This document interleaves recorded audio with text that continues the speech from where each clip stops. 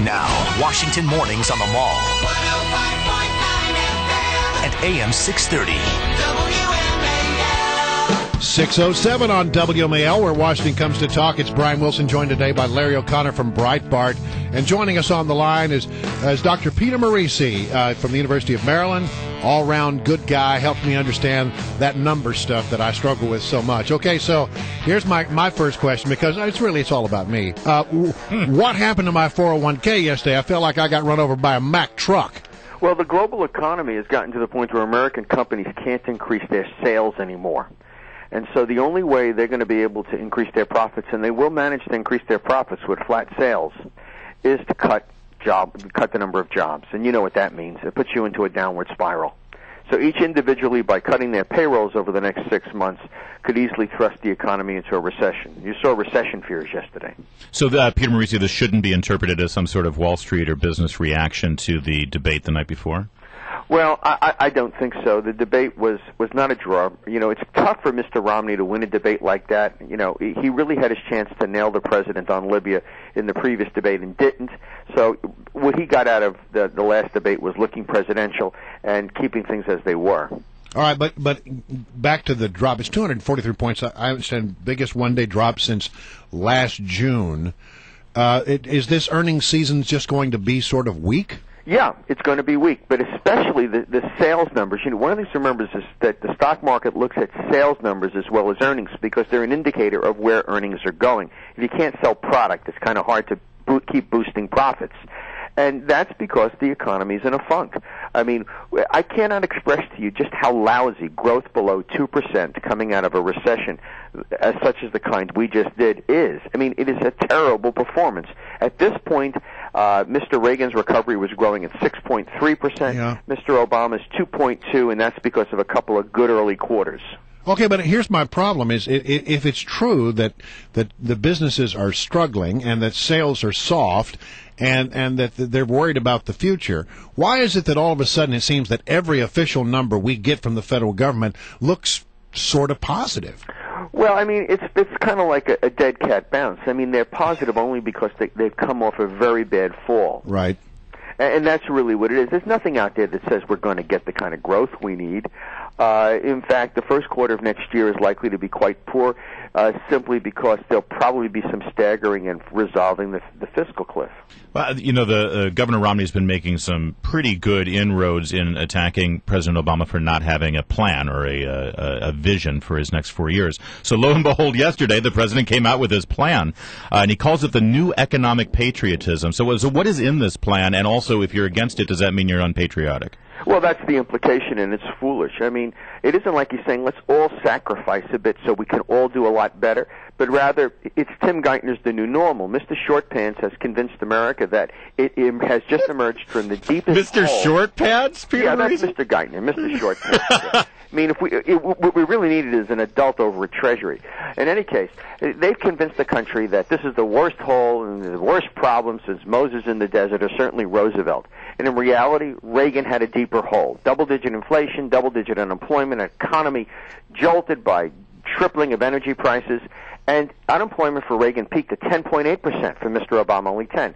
And the second thing is that somehow or other, the last 30 years was a nightmare of instability and an absence of assured growth, when in reality, most economists view the last 30 years prior to the crisis as the Great Moderation, in which things had never been better. And, you know, they've convinced the country that this is what we should expect. Settle for 2% growth. Romney's a menace.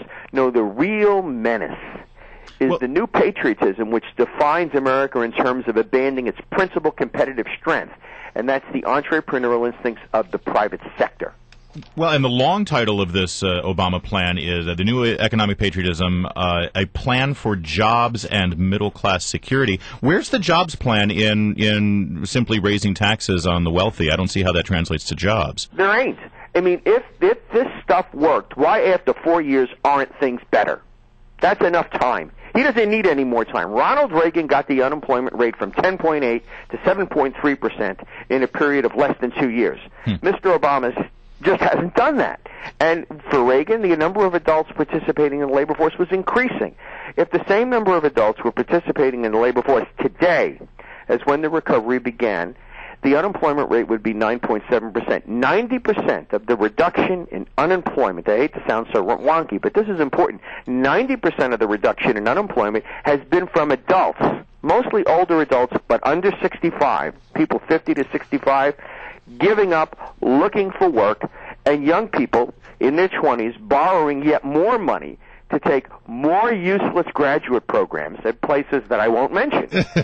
Getting master's degrees in advanced humanities studies. Learning how to underwater basket weaving. Right. Well, the thing is, they've been told that America is a failure. They go out into America and say, "Geez, it is failed. So how do I avoid dealing with this?" Well, borrow some more money. Well, I guess to me the greater question is, why is it that we have to wait until 13 or 14 days before we make the most important decision that Americans are going to make about the future of this country and the direction that it heads? Why is it that we have to wait until that period in the campaign to find out what it is that the president plans to do if reelected? Well, no, we have heard all along. Right from the very beginning, he's talked about his 5-point plan, which is bogus. I mean, let's take, more math and science teachers. We don't need more math and science teachers. Children are already required to take a great deal of math and science, but they're also convinced by people like Mr. Obama it's not very important. Have you ever seen him go to a high school and say, I want each of you to consider becoming an engineer? Our engineering schools are filled with Chinese students because Americans don't study engineering because children, unlike when I was a kid, and we were encouraged to take up the sciences, are instead encouraged to be social activists and get out there and participate in some charity, which is a good thing. But you have to earn some money before you can give some away. How about doubling exports? Trade agreements will only help you if you double exports without doubling imports. But Woodfool, sitting on the other side of the table, is going to let us double our exports without insisting that they double their sales here. Create 1 million manufacturing jobs? That's a goal, not a policy. The fact is he's not creating manufacturing jobs at a reasonable clip because he doesn't do business with China. An 11% appreciation in China's currency, that would be like if gasoline was, $2 a gallon. All right, and there was shortages and raising it a dime. I mean, Mr. Obama doesn't have a sense of the scope of the problem, a clear idea of what it takes to solve the problem, and instead he's just falling back on rehashed food co-op generalizations, which Mr. Shortpants gladly provides. My course used to be offered in Mr. Shortpants' graduate program over at Johns Hopkins SAIS, and I can tell you those guys are good at folding handkerchiefs, okay? And no, they get a good education in foreign affairs.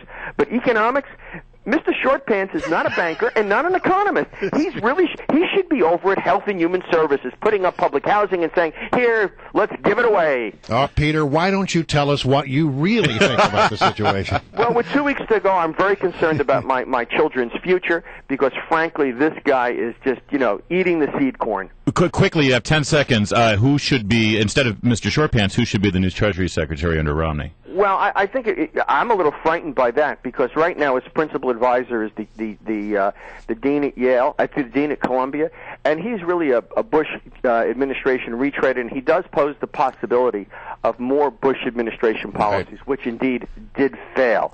He needs to go to a state university. You never get a 10-second answer. Ivy League. You never get a 10-second answer from Morici. What was I thinking? Can't be done. Well, I didn't have a single person to give you, other than myself, of course. There we go. There we go. Peter Morici for Treasury Secretary. Obama can be a shameless self-promoter. Why can't I? Equal opportunity for all Americans. All right, Peter Morici, thank you very much for joining us here.